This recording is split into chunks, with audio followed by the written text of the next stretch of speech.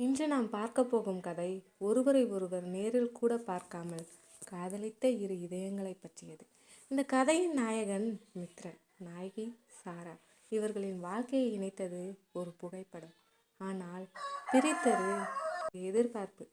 வாங்க கதைக்குள் போகலாம். அமைதியான மித்ரன் சென்னையில் மிகவும் மதிப்புமிக்க குடும்பம் ஒன்று இருந்தது. அந்த குடும்பத்தின் தலைவர் மருத்துவர் கண்ணன், அவரது மனைவி மருத்துவர் லலிதா.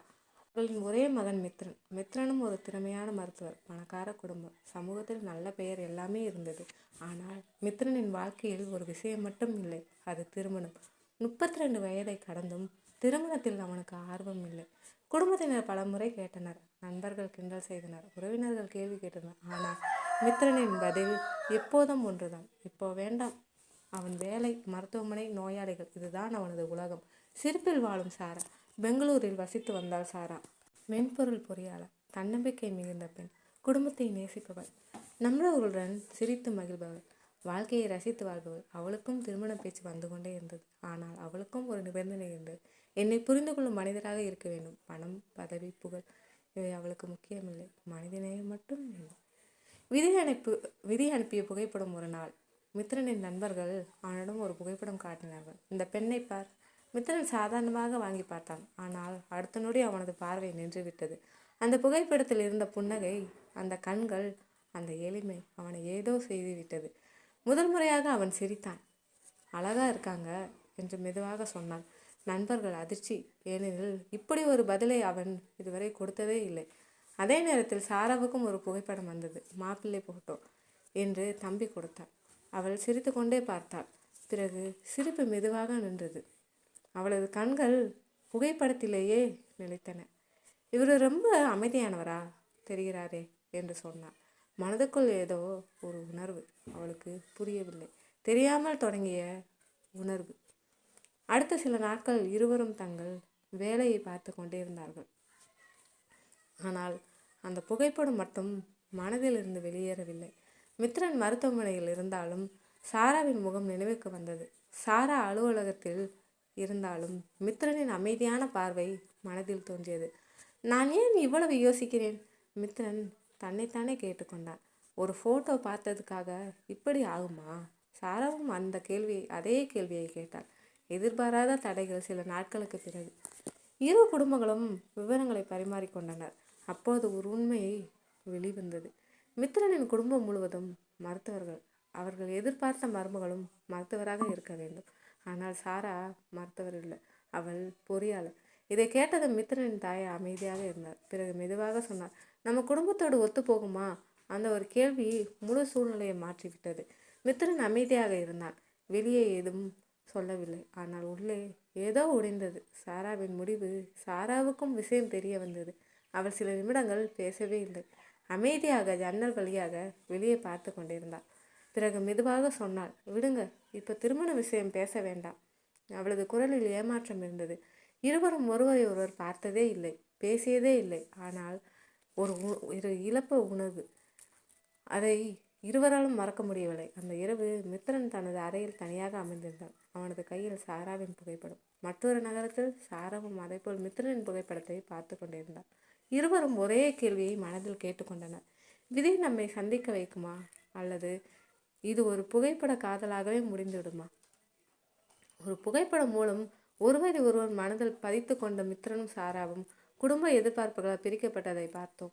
ஆனால் சில விதிகள் சில நேரங்களில் நாம் எதிர்பார்க்காத இடத்தில் கதவை திறக்கும். இன்று அந்த கதவு திறக்கப் போகிறது. மனதை மறக்க முடியாத மித்ரன் நாட்கள் நடந்தன. மித்ரன் மீண்டும் தனது பழைய வாழ்க்கைக்கு திரும்ப முயன்றான். காலை மருத்துவமனை, மாலை வீடு, இரவு மருத்துவ ஆய்வுகள், எல்லாமே பழையபடி நடந்தது. ஆனால் மனம் மட்டும் பழையபடி இல்லை. சில நேரங்களில் திடீரென சாராவின் புகைப்படம் நினைவுக்கு வந்தது. நான் ஏன் இன்னும் அவளை நினைக்கிறேன் என்று தனக்குத்தானே கேட்டுக்கொள்வான். இதில் பதில் இல்லை. புதிய திட்டம். அதே நேரத்தில் பெங்களூருவில் சாராவின் நிறுவனத்திற்கு ஒரு முக்கியமான திட்டம் கிடைத்தது. அந்த திட்டத்தின் காரணமாக அவள் ஒரு வாரத்திற்கு சென்னை செல்ல வேண்டிய சூழ்நிலை வந்தது. முதலில் செல்ல விருப்பமில்லை. ஆனால் மேலாளரின் வற்புறுத்தலால் சம்மதித்தாள். ஒரு வாரம் தானே என்று தன்னை சமாதானப்படுத்தி கொண்டாள். அவளுக்கு தெரியாது அந்த ஒரு வாரம் அவளது வாழ்க்கையை மாற்ற போகிறது என்று. முதல் சந்திப்பு. சென்னையில் மழை பெய்து கொண்டிருந்தது. சாரா அலுவலக கூட்டத்தை முடித்துவிட்டு காரில் திருப்பி கொண்டிருந்தாள். அப்போது சாலையின் ஓரத்தில் ஒரு சிறிய விபத்து நடந்திருந்தது. ஒரு வயதான மனிதர் கீழே விழுந்திருந்தார். சிலர் சுற்றி நின்று வேறு பார்த்து கொண்டிருந்தார்கள். ஆனால் யாரும் உதவ முன்வரவில்லை. காரை நிறுத்துக என்று சாரா உடனே சொன்னாள். அவள் ஓடி சென்று அந்த பெரியவரை எழுப்ப முயன்றாள். அந்த நேரத்தில் மற்றொரு கார் அங்கே வந்து நின்றது. அதிலிருந்து வேகமாக இறங்கி வந்தவன் மித்ரன். அவன் உடனே நிலைமையை பார்த்தான். மருத்துவரின் அனுபவம் காரணமாக உடனே முதலுதவி செய்ய ஆரம்பித்தான். சாராவும் உதவி செய்தாள். இருவரும் சேர்ந்து அந்த பெரியவரை அருகில் இருந்த மருத்துவமனைக்கு அனுப்பி வைத்தனர். எல்லாம் முடிந்த பிறகு முதல் முறையாக இருவரின் பார்வையும் சந்தித்தது. சில நொடிகள் யாரும் பேசவில்லை. நன்றி என்று சாரா சொன்னாள். உங்களால் தான் சீக்கிரம் உதவி கிடைத்தது என்று மித்ரன் பதிலளித்தான். அவ்வளவுதான், இருவரும் பிரிந்து விட்டனர். ஆனால் சில நொடிகள் இருவரின் மனதிலும் ஒரு தடத்தை விட்டு சென்றது. ஏதோ ஒரு பரிச்சயம். வீட்டிற்கு திரும்பிய மித்ரனுக்கு ஒரு விசித்திரமான உணர்வு. அந்த பெண்ணை எங்கேயோ பார்த்த மாதிரி இருக்கே. மறுபுறம் சாராவுக்கும் அதே உணர்வு. அந்த டாக்டர் முகம் ஏன் இவ்வளவு பரிச்சயமா இருந்தது? இருவருக்கும் பதில் கிடைக்கவில்லை. ஏனெனில் அவர்கள் பார்த்த புகைப்படங்கள் இப்போது பல மாதங்கள் பழையவை. அந்த நினைவு தெளிவாக இல்லை. மீண்டும் சந்திப்பு மறுநாள். சாரா தங்கியிருந்த ஹோட்டலுக்கு அருகில் உள்ள புத்தக கண்காட்சிக்கு சென்றாள். அவளுக்கு புத்தகங்கள் மிகவும் பிடிக்கும். அமைதியாக புத்தகங்களை பார்த்து கொண்டிருந்தாள். அதே நேரத்தில் மித்திரனும் அங்கே வந்திருந்தான். அவனும் புத்தகங்களை நேசிப்பவன்.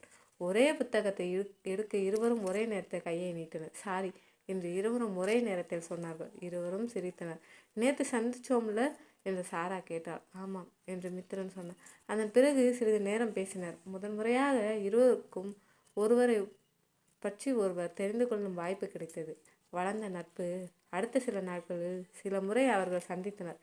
நண்பர்களாக. சாராவின் தன்னம்பிக்கை, அவளது எளிமை, அவளது மனிதநேயம் மித்ரனை ஈர்த்தது.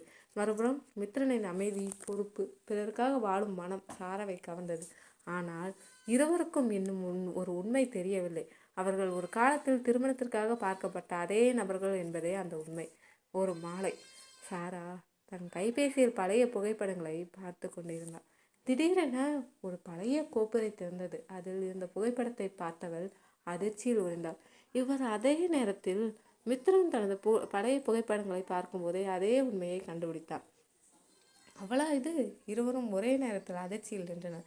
பல மாதங்களுக்கு முன்பு மனதில் பதிந்த அந்த புகைப்படம் இப்போது நிஜமாக அவர்கள் முன் நின்றிருந்தது. ஆனால் இப்போது அவர்கள் என்ன செய்வார்கள்? உண்மையை சொல்ல போகிறார்களா அல்லது நட்பை காப்பாற்ற அமைதியாக இருப்பார்களா? பல மாதங்களுக்கு முன்பு புகைப்படத்தில் பார்த்த அதே நபர்கள்தான் தற்போது நண்பர்களாக பழகி கொண்டிருப்பது மித்ரனுக்கும் சாராவுக்கும் தெரிய வந்தது. இப்போது உண்மையை யார் முதலில் சொல்வார்கள்? அவர்களின் வாழ்க்கை எந்த திசையில் செல்லும்? தூக்கம் கலைந்த இரவு. அந்த இரவு மித்ரனுக்கு தூக்கம் வரவில்லை. படுக்கையில் படுத்திருந்தாலும் மனம் அமைதியாக இல்லை. இவ்வளவு நாள் நான் நினைத்த அந்த பெண் சாராதானா? அவன் மீண்டும் அந்த பழைய புகைப்படத்தை பார்த்தான். பிறகு தனது கைபேசியில் இருந்த சாராவின் சமீபத்திய புகைப்படத்தை பார்த்தான். சந்தேகம் இல்லை, அதே பெண். மறுபுறம் சாராவும் அதே நிலையில் இருந்தாள். அந்த மாப்பிள்ளை போட்டோவில் இருந்த மித்ரனா? அவளது மனதில் 100 கேள்விகள். விதி இவ்வளவு விசித்திரமாக விளையாடுமா?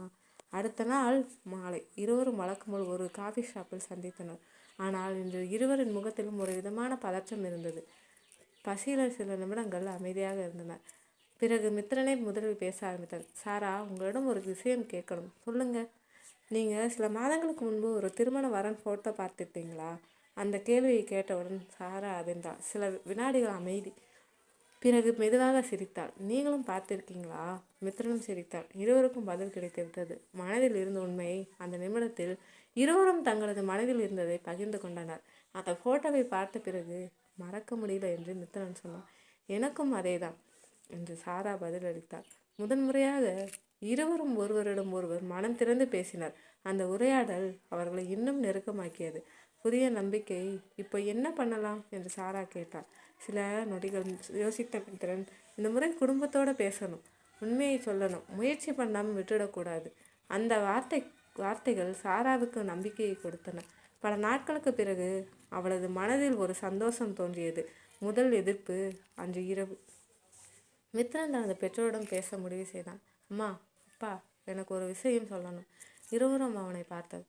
சாராவை நான் மறக்க முடியல. அந்த வார்த்தையை கேட்டது வீட்டில் அமைதி. மித்ரனின் தாய் ஆச்சரியமாக அவனை பார்த்தார். ஏனெனில் இவ்வளவு வருடங்களில் அவன் எந்த பெண்ணையும் பற்றி இப்படி பேசியதில்லை. மித்ரன்: நீ யோசிச்சது தானே பேசுகிற? ஆமாம் அம்மா, நான் தெளிவாகத்தான் பேசுகிறேன். சாராவின் வீட்டில் அதே நேரத்தில் சாராவும் தனது பெற்றோரிடம் பேசினான். எனக்கு மித்ரன் பிடிக்கும்.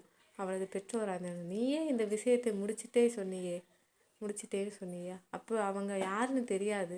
இப்போ தெரியும். அவர் நல்ல மனிதர். அவளது குரலில் உறுதி இருந்தது.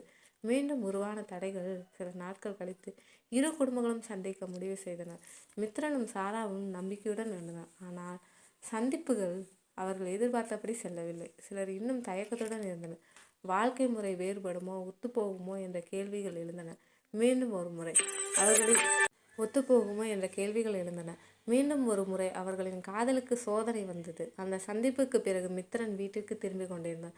அந்த கைபேசியில் ஒரு செய்தி வந்தது. அது சாராவிடமிருந்து. எவ்வளவு பிரச்சனை வந்தாலும் நான் பின்வாங்க மாட்டேன். அந்த ஒரு வரியை படித்த மித்ரன் மெதுவாக சிரித்தான். உடனே அவன் பதில் அனுப்பினான். நானும் இல்லை.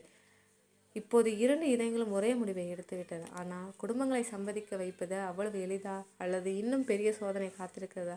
மித்ரனும் சாரானும் ஒருவரை ஒருவர் விரும்பியதை குடும்பத்தினரிடம் வெளிப்படையாக கூறிவிட்டனர். ஆனால் சம்மதம் மட்டும் இன்னும் கிடைக்கவில்லை. 2 குடும்பங்களும் அமைதியாக இருந்தன. அந்த அமைதியை இருவரையும் அதிகமாக பயமுறுத்தியது. கடைசி முயற்சி. ஒரு நாள் மித்ரன் தனது தாயிடம் அமைதியாக அமர்ந்து பேசினார். அம்மா, நான் உங்கள் விருப்பத்தை எப்போதும் மதிச்சிருக்கேன். நீங்கள் சொன்னதை மீறி நான் நடந்ததே கிடையாது. ஆனால் வாழ்க்கை துணையை தேர்வு செய்வது என் வாழ்க்கை சம்பந்தமான முடிவு. சாரா நல்ல மனிதர். அவள் டாக்டர் இல்லாதது மட்டும் குறையாக இருக்கக்கூடாது. மித்ரனின் குரலில் இருந்த நேர்மையை பார்த்து அவனது தாய் அமைதியாக இருந்தார். அதே நேரத்தில் சாராவும் தனது வீட்டில் பேசினார். அம்மா, ஒரு மனிதனின் தொழில் முக்கியமில்லை, அவருடைய குணம்தான் முக்கியம். மித்ரன் நல்லவர். அவளுடன் நான் மகிழ்ச்சியாக இருப்பேன். அவளது பெற்றோர்களும் அவளது உறுதியை பார்த்தனர். மாற்றத்தை ஏற்படுத்திய சம்பவம் சில நாட்கள் கழித்து மித்ரனின் தந்தைக்கு திடீரென உடல்நலக்குறைவு ஏற்பட்டது.